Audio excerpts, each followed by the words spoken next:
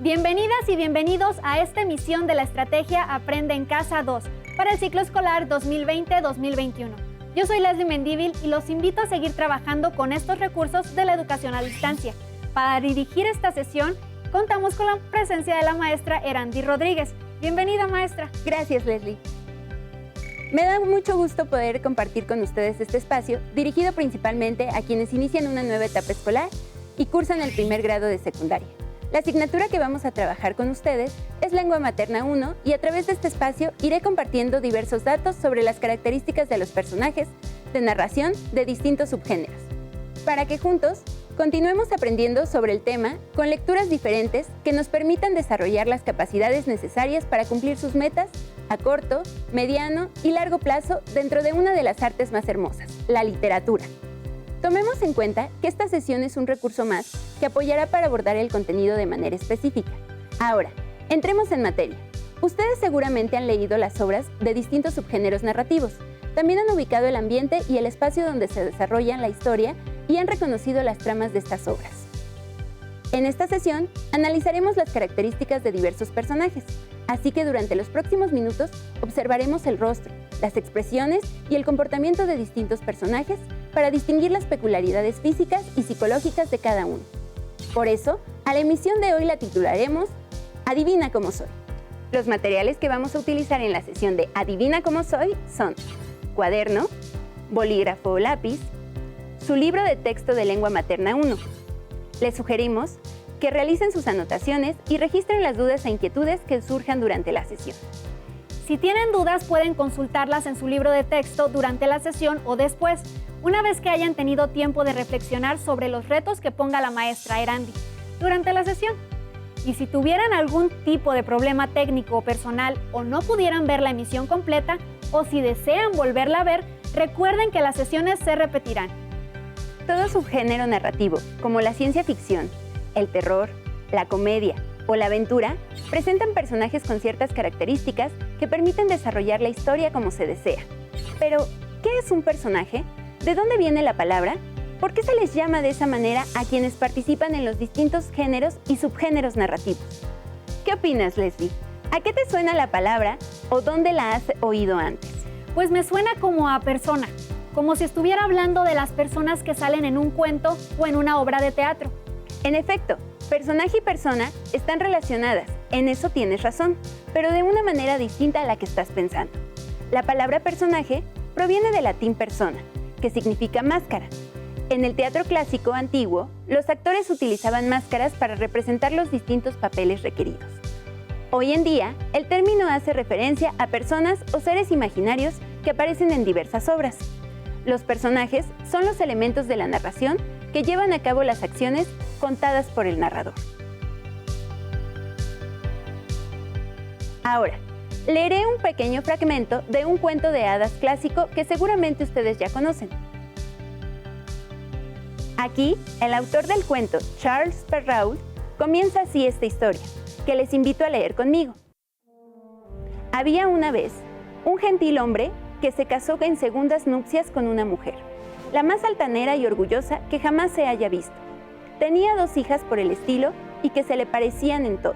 El marido, por su lado, tenía una hija, pero de una dulzura y bondad sin par. Lo había heredado de su madre, que era la mejor persona del mundo.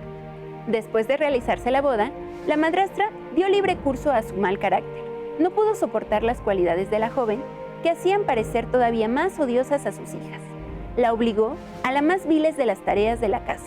Ella era la que fregaba los pisos y la vajilla, la que limpiaba los cuartos de la señora y de la señorita sus hijas.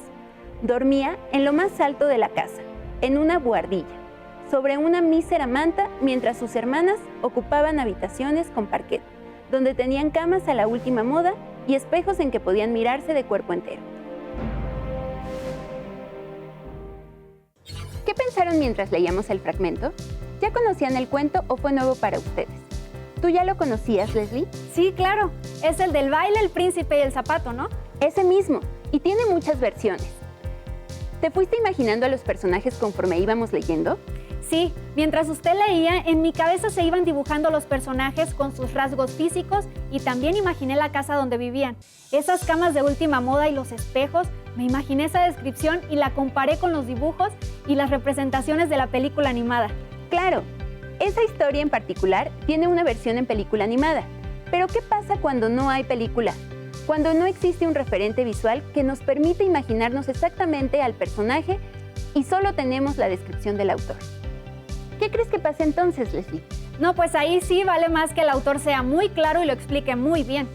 Exactamente, el texto debe ser suficientemente específico para que todos los lectores imaginemos al personaje, si no igual, al menos muy parecido. Claro, que el personaje que construya cada uno de nosotros será diferente, porque cada uno lo imaginará con base en sus experiencias, en aquello que ha visto, como la película que mencionábamos, lo que ha vivido, lo que ha leído. Pero sí, hay características que nos da el autor y que podemos usar. Los invito ahora a escribir en su cuaderno A. Las características de Cenicienta. B. Las características de los personajes que se oponen a ella. Esta actividad les servirá para aprender a distinguir los diferentes tipos de personajes que existen en una historia. Claro, ahora que lo menciona, maestra, recuerdo que en La Cenicienta hay diferentes tipos de personajes. Tienes razón, Leslie. Dentro de cada historia existen personajes que dan vida a la narración y permiten el desarrollo de la trama. A estos personajes podemos clasificarlos de acuerdo con su función. Su función, con personajes principales que destacan sobre los demás. A. Protagonista. Es el personaje que destaca por encima de todos porque la historia se desarrolla en torno a él o ella. ¿Quién se te ocurre, Leslie, que puede ser el protagonista en La Cenicienta? Pues la misma Cenicienta, ¿no? Exactamente. Ahora hablemos del antagonista. B. El antagonista es la persona que se opone al protagonista o está en conflicto con él o ella. La madrastra. Sí, muy bien.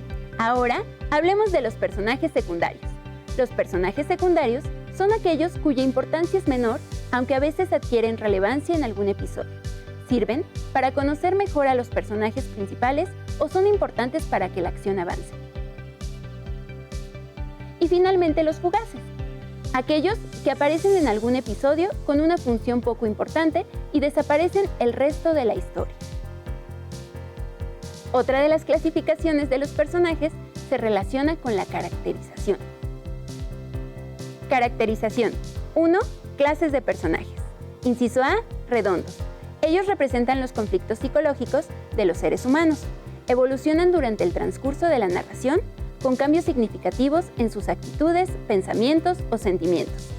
¿Como esos malos que se arrepienten y se vuelven buenos al final? Sí, como esos. Pero pueden también ser B. Planos. Los que no se transforman en ningún momento. 2. Modos de presentación. Inciso A. Caracterización directa. Permite conocer a los personajes a partir de los datos que proporcionan otros personajes o el narrador de la historia, mencionando sus rasgos externos e internos. Como cuando Charles Perrault dijo que la madrastra es la más altanera y orgullosa que jamás se haya visto. Muy bien, Leslie. Esa es una caracterización directa. Ahora, la caracterización indirecta permite deducir cómo son los personajes a partir de los pensamientos, comentarios, acciones, reacciones o gestos, utilizando como recurso el comportamiento o el diálogo. O sea, por cómo actúa y lo que los otros personajes dicen de él. Así es, estas clasificaciones surgen a partir de la manera en que se relacionan los personajes entre sí, si se llevan bien o mal, si se ayudan o se perjudican. Pero para conocer un poco más sobre el tema, los invito a que veamos juntos un fragmento del video, Los subgéneros narrativos 1, los cuentos de hadas. Seguramente nos va a ayudar a concretar ciertos conceptos sobre los que vamos a hablar después. Bienvenida, Cenicienta. Hola, qué gusto. El gusto es mío. Pasa al balcón y platiquemos sobre los cuentos de hadas. Dentro del género del cuento hay otros subgéneros. Los cuentos de hadas son un subgénero más en el que aparecemos un número acotado de personajes. Que pase el escritor francés Charles Perrault, autor de relatos como Barba Azul y La Bella Durmiente, para que nos hable sobre las características del cuento Gracias por invitarme. En general, los cuentos son relatos ficticios y cortos, en comparación con otras narraciones, como lo son la novela y otra cosa épica. Nuestras historias se desenvuelven a partir de un solo tema. Los acontecimientos que vivimos se presentan como un viaje con muchos obstáculos que debemos sortear con la ayuda de otros personajes, hasta superar una serie de pruebas o cumplir una misión. Esta clasificación no es estricta. Pueden existir 2 o más personajes que desarrollen una misma función, es decir, 2 protagonistas. ¿Se te ocurre un cuento con 2 protagonistas, Leslie? ¿Hansel y Gretel? Es muy buen ejemplo. O puede haber varios antagonistas representados por personajes masculinos o femeninos. También existen personajes que pueden desempeñar 2 papeles dentro de la historia. Por ejemplo, quien en un principio se presenta como el ser amado puede terminar siendo el antagonista. Maestra, entonces estaríamos hablando de 2 tipos de clasificaciones. Una tiene que ver con la función porque involucra a un personaje principal y la otra relacionada con la caracterización que presenta una sesión de personaje redondo. ¿Por qué este ser amado evoluciona y se transforma en el antagonista? Exactamente, Leslie. Por ejemplo, en esta imagen podemos ver a Blancanieves y los 7 enanos. Quienes conocemos la historia sabemos que Blancanieves es la protagonista y los enanitos son los personajes secundarios, pero también son personajes planos, porque no existe un cambio de pensamiento o actitud en ningún momento a lo largo de la trama. Recordemos que la conducta, las motivaciones y la forma en que se relacionan entre sí los personajes pueden otorgar datos que nos permitan saber cómo es y nos ayuden a identificar a qué tipo de personaje representa.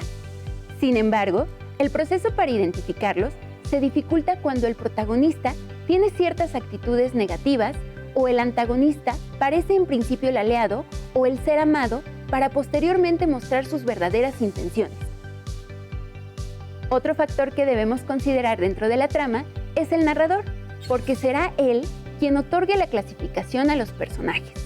Maestra, ¿por qué el narrador es quien define la clasificación a los personajes, quien nos dice cómo son? ¿No es el autor del libro quien decide y asigna un rol diferente a cada uno? El narrador es quien cuenta la historia. Es la voz que designa el autor del libro para desarrollar la trama. Por ejemplo, ¿recuerdas el cuento de Caperucita Roja? ¿Cómo sería la historia si fuera el lobo quien contara la historia? ¿Cambiarían los personajes? Piensa un poco en estas preguntas y observen el siguiente esquema con imágenes y pequeñas descripciones de los personajes que forman parte de la historia de Cenicienta, cada uno con una función diferente dentro de la historia. Hagamos un reto. En su libreta, realicen un esquema similar, pero esta vez con la historia de Caperucita Roja, contada por el lobo feroz. Coloquen dibujos y pequeñas descripciones que expliquen por qué desempeñan esa función dentro de la trama. Y ya que hablamos del lobo, veamos qué tan buenos somos observando. ¿Qué observan en la fotografía que le tomamos al lobo feroz? ¿Cómo es físicamente? ¿Cómo son sus ojos, su nariz, su boca, sus orejas? ¿Qué actitud tiene? ¿Será amigable o enojón? Intenten describirlo sin omitir ningún detalle. Mencionen todas las características físicas y psicológicas de acuerdo con lo que perciban. Antes de terminar nuestra sesión de hoy, quiero invitarlos a que consulten la página Cuentos y algo más del Instituto Latinoamericano de Comunicación Educativa, ILCE. Seleccionen uno de ellos y reflexionen las siguientes preguntas. ¿Cómo imaginas a los personajes de la historia? ¿Cuáles son las características de los protagonistas? ¿Cómo actúa para resolverlo? ¿Existe un antagonista?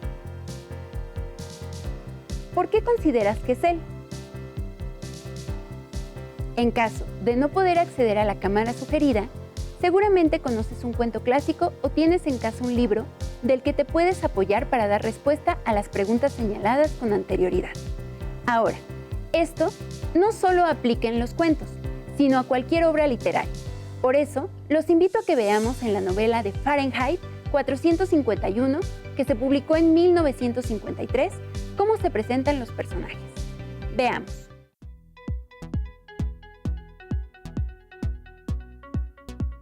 Tenemos, en primer lugar, al protagonista redondo, Guy Montag. Es un bombero que vive en un futuro en el que cree que los libros son dañinos, y los bomberos, en lugar de apagar incendios, se dedican a quemar libros y a quienes se atreven a tenerlos en sus casas. Guy descubre la lectura, se apasiona de ella, pero lo descubren y lo persiguen. Y ya no les cuento más. Busquen Fahrenheit 451 de Ray Bradbury. En el mismo libro, Fahrenheit 451, aparece un antagonista, ese más bien que podríamos clasificar como plano, que es Betty. Betty es el jefe de los bomberos y cree que su labor es correcta, esa de andar quemando libros porque piensa que los libros son dañinos. Sabe que Guy se roba libros y le advierte que tiene que demostrar que su contenido es valioso y que si no lo demuestra, tendrá que entregarlos para quemarlos. Llega el punto de obligar a Guy a que queme su casa, porque se da cuenta de que ya es un adicto a la lectura. Y, como en la mayoría de las novelas, en esta también hay personajes secundarios, como Clarice McClelland, una joven de 17 años a la que le gusta la naturaleza y que se hace amiga de Guy. ¿Pero qué creen? Bueno, mejor lean ustedes.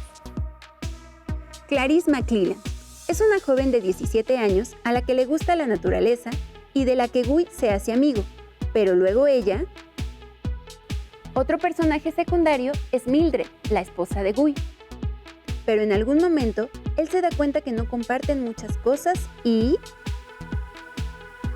Hay otro tipo de personajes, los fugaces, esos que aparecen únicamente para cumplir una cierta función en la historia o para ilustrar algo que quiere transmitir el autor.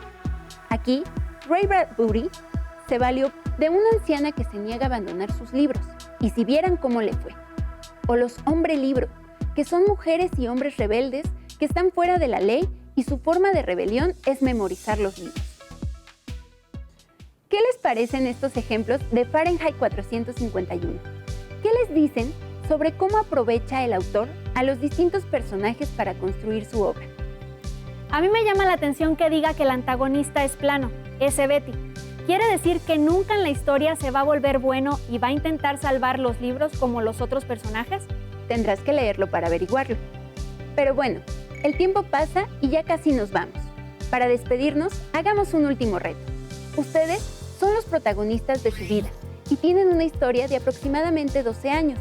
En su cuaderno, asignen un título a su historia y descríbanse física y emocionalmente sin omitir ningún detalle. Cuando terminen, compartan su descripción con alguien más, pero no le digan de quién se trata. De acuerdo con lo que vaya escuchando, él o ella tendrá que adivinar a quiénes se está refiriendo. Pueden hacer lo mismo con el resto de las personas que viven en su casa, para que los demás adivinen de quién están hablando, de acuerdo con la descripción que ustedes les den. Elaboren también un esquema donde mencionen quiénes de las personas que les rodean son el mentor, el aliado, el antagonista y el ser amado, explicando y dando argumentos de por qué ocupa ese papel en su vida. Muchas gracias por su atención. Los invito a que continúen aprendiendo y sigamos adaptándonos a la nueva normalidad. ¡Listo! Terminamos. Pero aún nos queda mucho por explorar y descubrir, así que nos vemos pronto aquí en Aprende en Casa 2. ¡Hasta la próxima! Si tienes dudas o necesitas ayuda, llama al Centro de Apoyo Pedagógico a Distancia. El número de teléfono para secundaria es el 55 36 01 71 23. Si requieres consultar los libros de texto en versión digital, recuerda que los puedes encontrar en la página conalitec.cep.gov.mx. Y recuerda que también cuentas con el sitio aprendeencasa.cep.gov.mx, en donde podrás ver nuevamente los videos de los programas y además encontrarás actividades para fortalecer tus aprendizajes.